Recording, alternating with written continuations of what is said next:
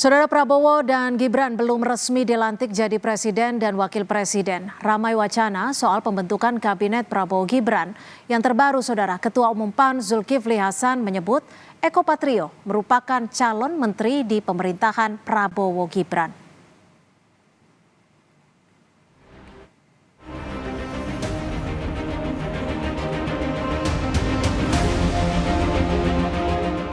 Nama Eko Hendro Purnomo alias Eko Patrio tiba-tiba disebut Ketua Umum Partai Amanat Nasional Zulkifli Hasan berpeluang jadi calon menteri di pemerintahan Prabowo Subianto. Hal ini dikatakan Zulhas saat wartawan bertanya tentang kader PAN yang berpotensi maju di Pilkada Jakarta. Namun Zulhas tak menjelaskan posisi menteri yang akan dijabat Eko. Kalau Jakarta ada Zita, ada Pasa, ada Eko. Ya, tapi Eko kan calon menteri ya. Pas Eko itu clue-cluenya mau kemana sih Pak Zulhas? Oh ya, nantilah kita lihat ya. Politik kan dinamis. Selain manuver Zulhas, Maret lalu Ketua Umum Partai Golkar Erlangga Hartarto meminta jatah 5 kursi di Kabinet Prabowo Gibran. Hal ini diungkap Erlangga saat menghadiri buka bersama DPP Partai Golkar di Bali. Saya sampaikan ke Pak Prabowo kontribusi Golkar ke Pak Prabowo, karena kita 15 dari 58%, maka kita kontribusi 25% Pak Bu. Jadi kalau 25%, kalau bagi-bagi ya banyak-banyak sedikit boleh lah. Kalau yang kita sebut 5 itu minimalis, tapi kalau dihitung proporsinya 25%, room masih banyak. Setelah penetapan pemenang Pilpres, peta politik makin memanas, terutama di lingkaran koalisi Prabowo Gibran soal jumlah kursi yang bakal mereka dapatkan. Patut ditunggu apakah ada nama lain setelah muncul nama Eko Patrio. Tim Liputan Kompas TV.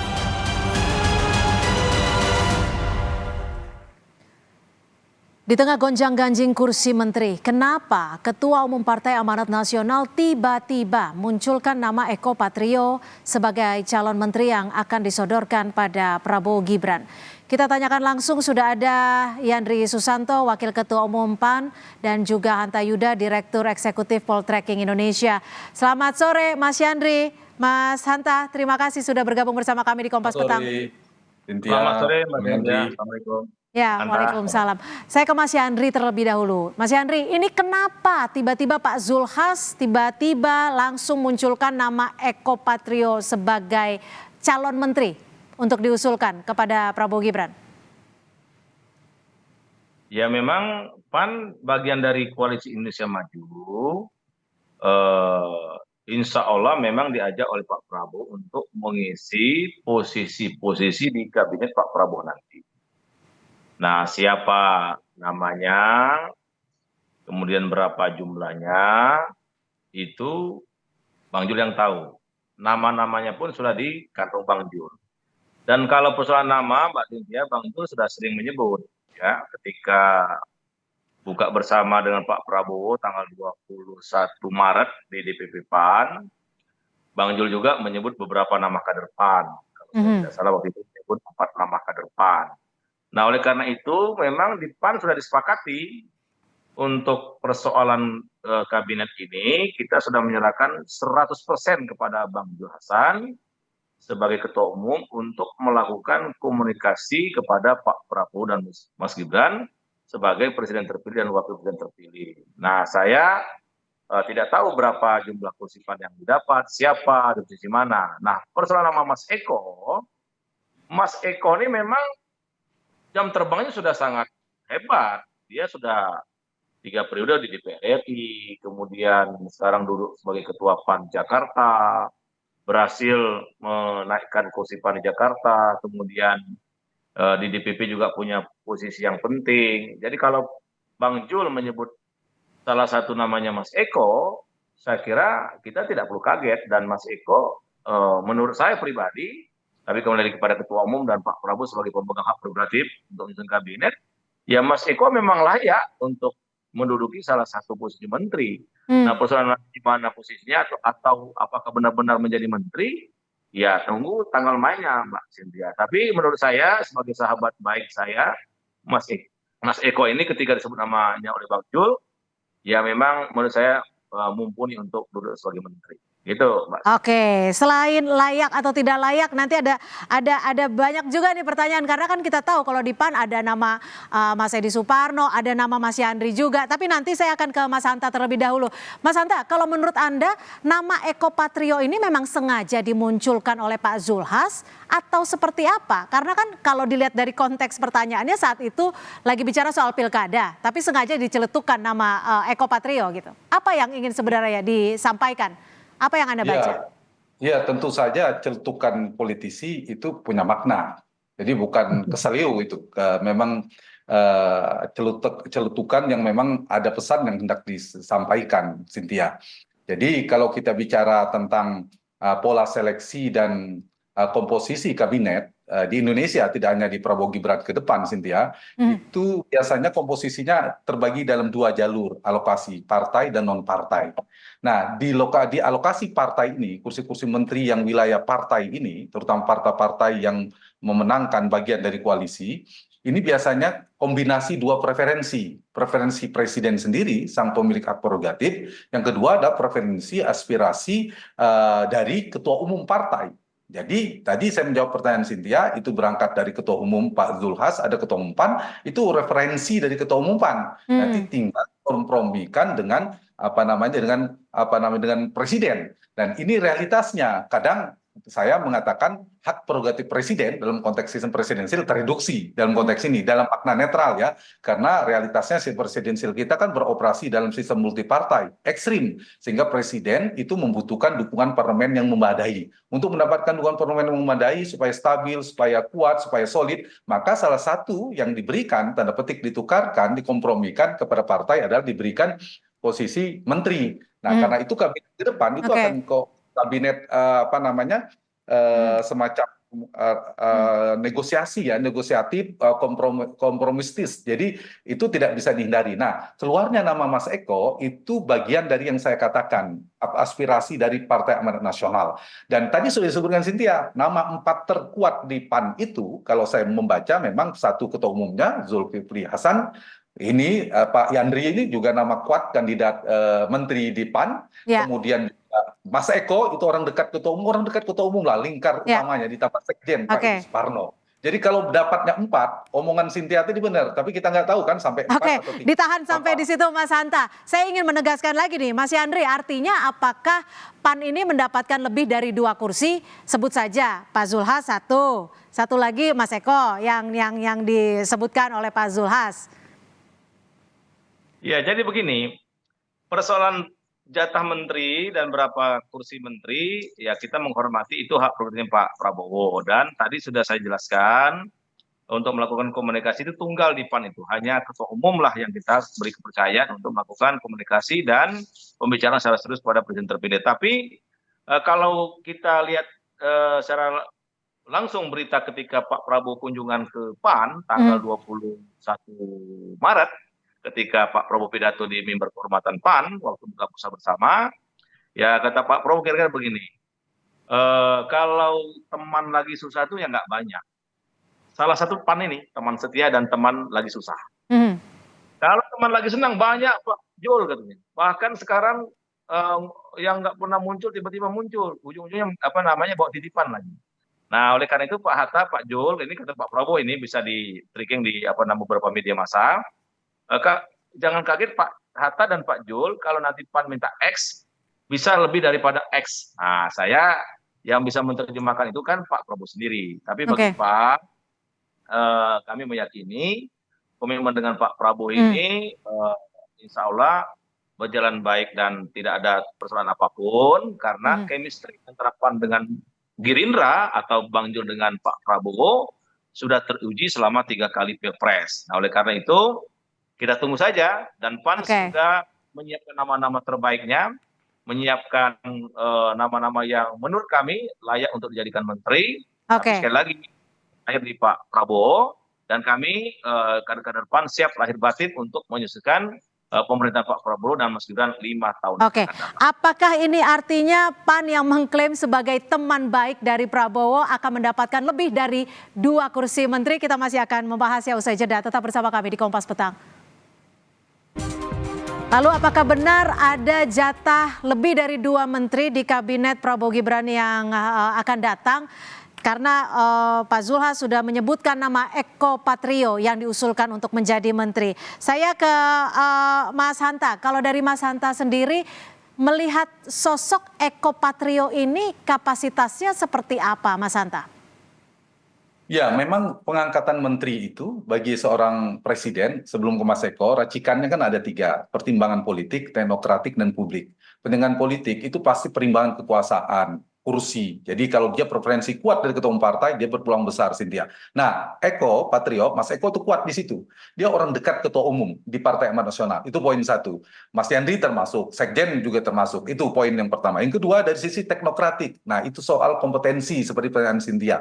Itu pasti jadi preferensi bagi presiden. Nggak bisa ketua umum sembarangan mengusulkan orang dekatnya. Nah, kalau bicara Pak Yandri, bicara Mas Eko mungkin karena di dunia entertainment, beliau mungkin di ekonomi kreatif mungkin bisa menjadi salah satu pertimbangan. Jadi tergantung Cynthia di bidang apa. Kalau secara pendekatan itu. Yang ketiga dari sisi publik. Apakah si calon menteri ini menjadi beban elektoral, menjadi beban publik citranya kalau negatif atau tidak bagi presiden? Nah, Mas Eko saya kira tidak memiliki catatan negatif ya. Misalnya soal kasus hukum, soal asusila dan seterusnya itu tidak ada, saya kira clear dari sisi itu. Nah, aspek menteri yang diangkat itu kalau kita bedah tadi sambungan yang disampaikan Cynthia soal kompetensi dan pengalaman prestatif itu penting itu menurut saya untuk kebutuhan ke depan. Nah, tinggal di bedah saya, Mas Eko di bidangnya tentu tidak bisa dia punya di DPR, lihat kinerjanya di DPR, kemudian sebelum di DPR di mana itu yang perlu dibedah. Yang kedua perlu juga soal kompetensi,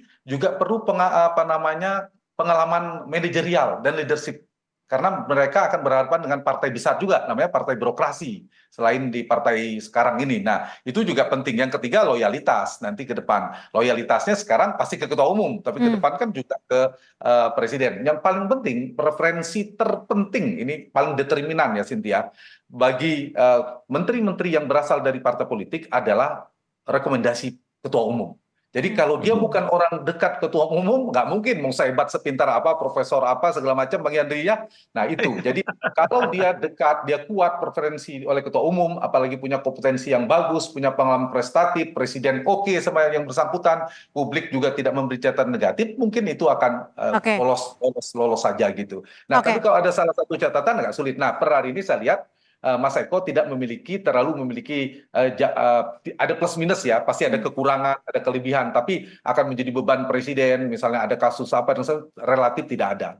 Oke, Mas Yandri, jadi saya ingin memastikan nih, yang terdengar saat ini kira-kira pasti nih lebih dari 2 menteri di kabinet Prabowo Gibran.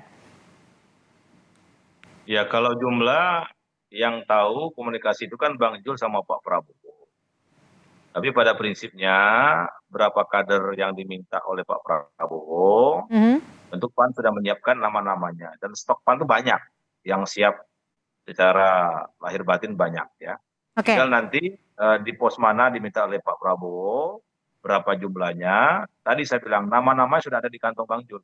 Oke, bicara soal nama-nama nih, Mas Yandri. Tadi kalau Mas Hanta bilang yang leadership-nya bagus, yang loyalitasnya bagus, dan juga rekomendasi ketua umum. Kalau dilihat dari kasat mata, kita tahu kan ada Mas Yandri, ada Mas Edi Suparno. Ini kan juga bisa dikatakan sudah memenuhi 3 syarat itu. Nggak apa-apa nih nama Eko duluan nggak apa-apa nama Eko duluan yang dimunculkan ya. Saya mengamini apa kata Bang Hanta Yuda tadi. Di Partai PAN itu ada namanya pimpinan yaitu ketua umum. Jadi kita nggak usah gerasa-gerusu, nggak usah lobi sana lobi sini, nggak usah melakukan gerak-gerak yang mungkin tidak bisa dipertanggungjawabkan. Udah di PAN itu sudah jelas. Kita sudah serahkan bahkan 1000% kepada ketua umum. Jadi nggak usah kita bermanuver macam-macam ya. Ya ketua umum sudah tahu siapa yang layak, siapa yang pas, siapa yang kira-kira bisa diterima oleh Pak Presiden. Ya udah kita serahkan aja. Bagi saya santai-santai aja Mbak Cynthia ya. Kita serahkan kepada Bang Jul. Siapa kader PAN nanti akan disodorkan kepada Pak Prabowo sebagai presiden terpilih dan memang mempunyai hak prerogatif untuk menyusun usul kabinet yang akan datang. Mas Hanta, kalau dilihat dari apa ya yang bisa disebut dari Pak Zulhas sudah memunculkan nama ini, Anda melihatnya etis tidak sih ketika parpol langsung menyodorkan atau mengangkat seorang nama bahkan sebelum presiden dan wakil presiden terpilihnya ini dilantik? Nah, kalau saya melihat ini memang agak dari sisi komunikasi politik agak terlalu kecepatan dan kesan di internal bisa itu bagian dari strategi misal munculkan dari sisi PAN-nya, tapi dari sisi publik itu seperti kesan publik mendahului presiden, ya itu tidak bisa dihindari. Barangkali akan lebih baik misalnya PAN atau Ketua Umum Partai Amanat Nasional menyebutkan beberapa nama, jadi memberikan kriteria. Jadi kalau presiden meminta, kami sudah menyiapkan apa namanya kriteria ABCD, kemudian namanya ini. Nah, itu kan kesan misalnya mengusulkan satu orangnya tidak terlalu kuat. Misalnya tadi seperti disebutkan, kita punya kader yang ini yang apa bisa diandalkan, ada Edi Suparno, ada Yandri Susanto, kemudian ada Eko Patrio dan lain sebagainya. Nah, itu relatif lebih elegan ketimbang misalnya satu. Tapi saya baca Pak Zulkifli Hasan itu melihat konteksnya mungkin ketika orang menanyakan tentang ini Pak Yandri ya barangkali. Ya,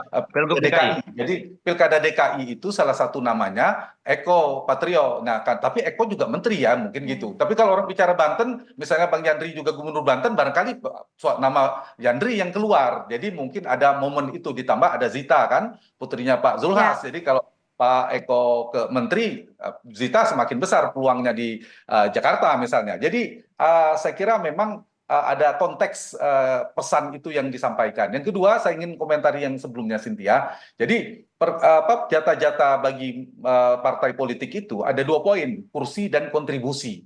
Jadi berdasarkan kursi di parlemen, PAN itu 48 kursi ya, Pak Yandri ya. 48, Yang kedua, 48 ya.